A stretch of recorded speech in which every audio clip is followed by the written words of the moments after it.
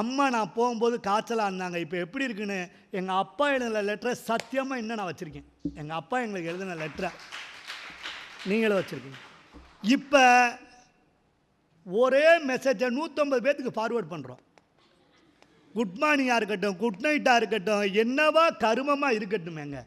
கல்யாணத்துக்கு நேரில் வந்து பத்திரிக்கை கொடுக்க மாட்டேன்றான், ஃபோட்டோ எடுத்து நேரில் வந்து அழைத்தது மாதிரியே நினைத்துக்கொள்ளவும் ஃபோட்டோ எடுத்து அனுப்பிடுறாங்க. நான்லாம் எனக்கு அனுப்புனா 2 500 நோட்டை ஃபோட்டோ எடுத்து செய்வரவா வச்சுக்கோங்கன்னு அனுப்பிடுறது.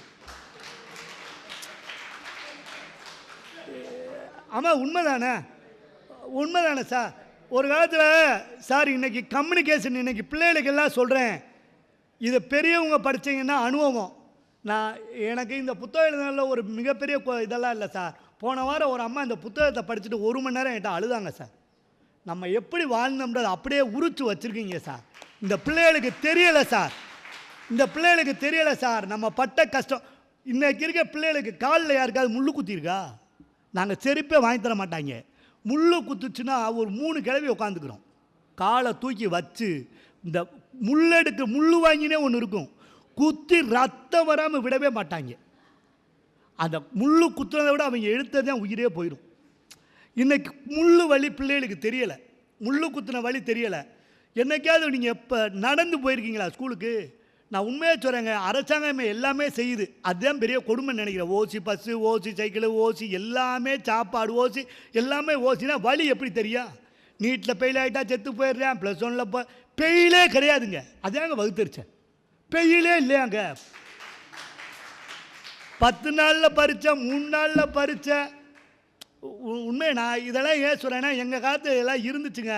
50 வருஷம் நீங்கள் யாருமே இந்த புத்தகத்தை வாங்கி படிக்க வேணாம், வீட்டில் வாங்கி வைங்க. 100 பட்டுச்சலை இருக்குது, 1,50,000 ரூபா.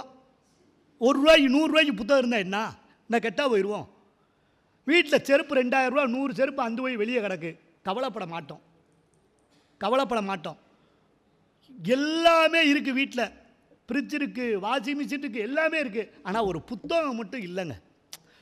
எத்தனை பெரிய வீட்டில் லைப்ரரி இருக்குது? இருந்தால் மகிழ்ச்சி சார். அந்த லைப்ரரியில் என் புத்தகத்தையே வாங்கி வைங்க. வேற என்ன இல்லை சொல்கிறேன், பிள்ளைகளுக்கு படிக்க பழக்குங்க. மேடம் எனக்கு டைம் ஆச்சு தான் சொல்லுங்கள், இப்போ ஆயிடுச்சா? இல்லை நான் 15 நிமிஷம் கேட்டேன், இல்லைங்க 7 தான்ட்டாங்க. என் மனைவிக்கு வெளியே வந்தால் இவ்வளோ மரியாதை கிடைக்கவே பெருசு. செம்ப கொண்டு எரிஞ்சிடுவேன் என் மட்டும் எல்லாம் பேசிக்கிட்டே இருக்கும்போது, என்ன தோணுன்னு பேசுகிறேன்னு. அதனால் அவங்க டீசெண்டாக சொல்கிறாங்க. தயவுசெய்து மாணவர்கள்லாம் இந்த புத்தகத்தை விற்கிறது என் நோக்கம் இல்லை.